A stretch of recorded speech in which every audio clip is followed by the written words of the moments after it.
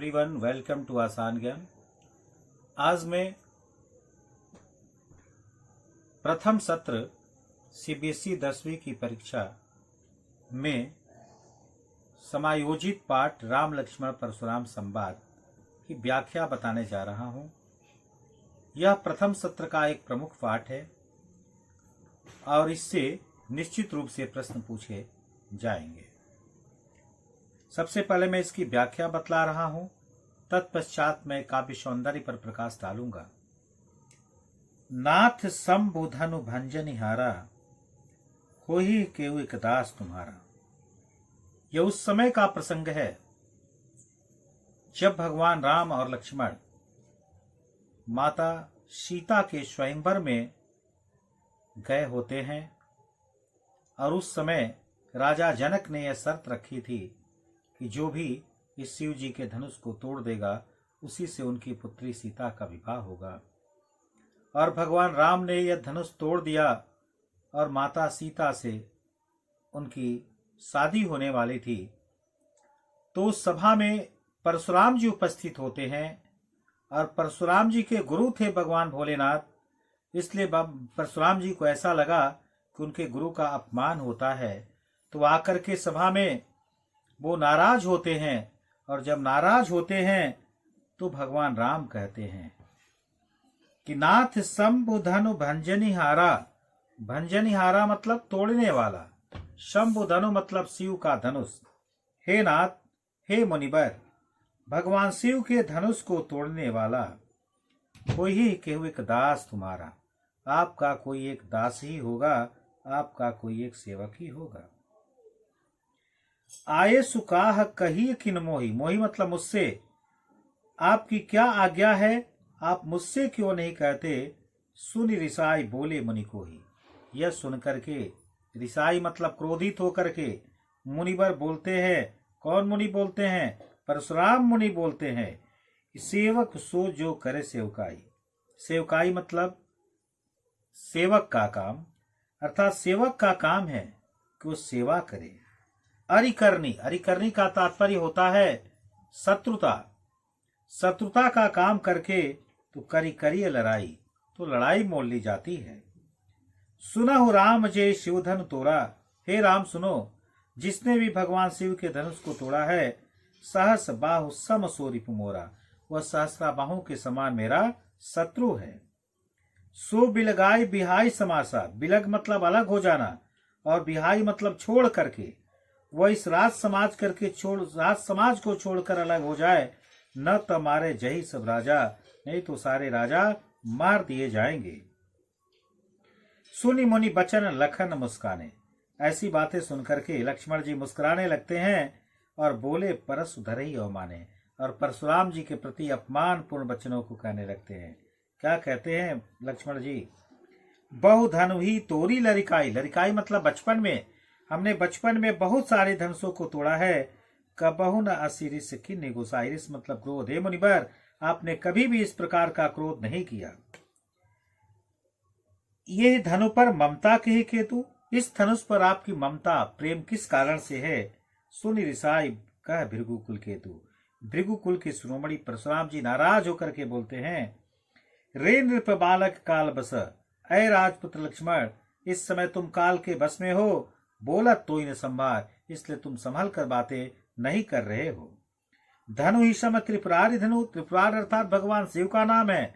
यह जो धनुष है वह भगवान शिव का धनुष है और विदित सकल संसार, सकल मतलब संपूर्ण संसार जानता है कि भगवान शिव का धनुष है जो अन्य धनुषों से अलग है। अब आगे कहते हैं, लखन कहा हंसी हमरे जाना। लक्ष्मण जी ने हंस करके कहा कि हमारे जानने में सुनहु देव सब धनुष समाना। हे मुनिवर, हे देवता, सारे धनुष एक समान होते हैं।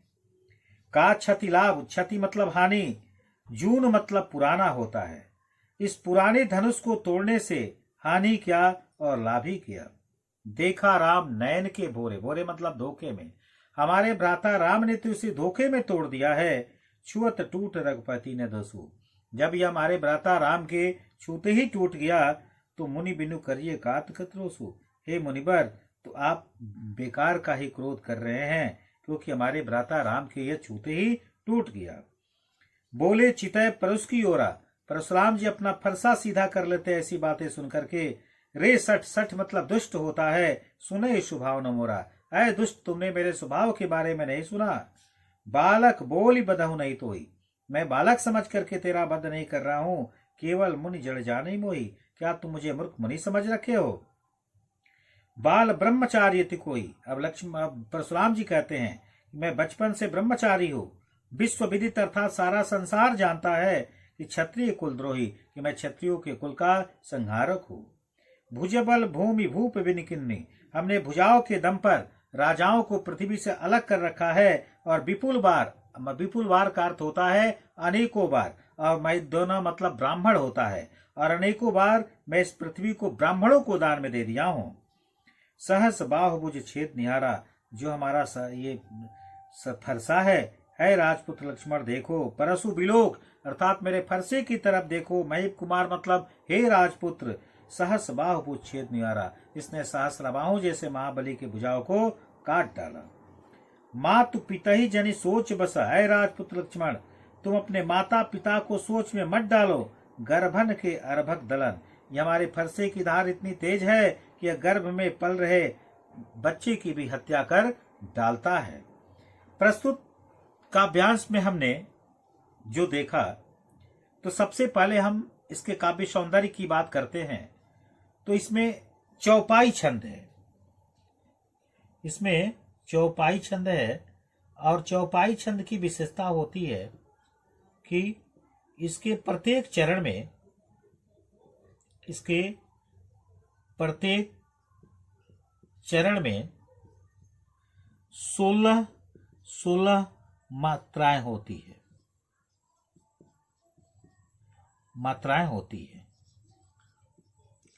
वह इसका अंतिम 2 वर्ण गुरु होता है चौपाई छंद का। और प्रत्येक काव्यांश के नीचे दो पंक्तियां दी गई है, वह दोहा छंद है। और दोहा छंद में 4 चरण होते हैं, और पहले और तीसरे में 13 मात्राएं, और दूसरे और चौथे में 11 मात्राएं होती है। इस तरह स्पष्ट है कि इस काव्यांश में चौपाई व दोहा छंद का प्रयोग किया गया है।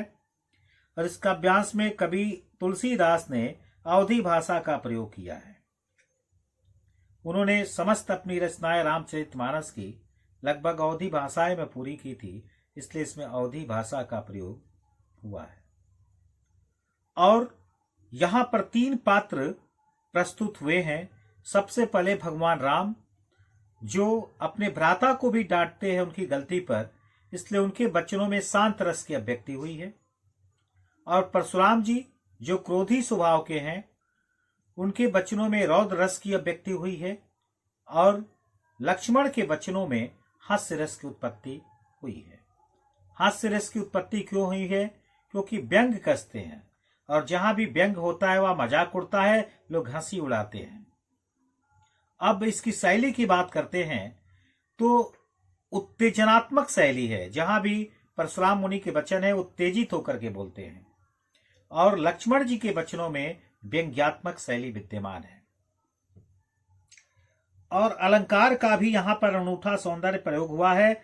एक तरह से देखा जाए तो अनुप्रास अलंकार तो अनेकों जगह प्रस्तुत हुआ है, और उपमा अलंकार की व्यक्ति हुई है। जैसे सहस बाहु सम सोरिप मोरा, सम आया है। उपमा अलंकार के बारे में आप लोग जानते ही हैं कि जहां पे सी सा सरिस सम सदृश तुल्य इत्यादि आए, वह उपमा अलंकार की अभिव्यक्ति होती है।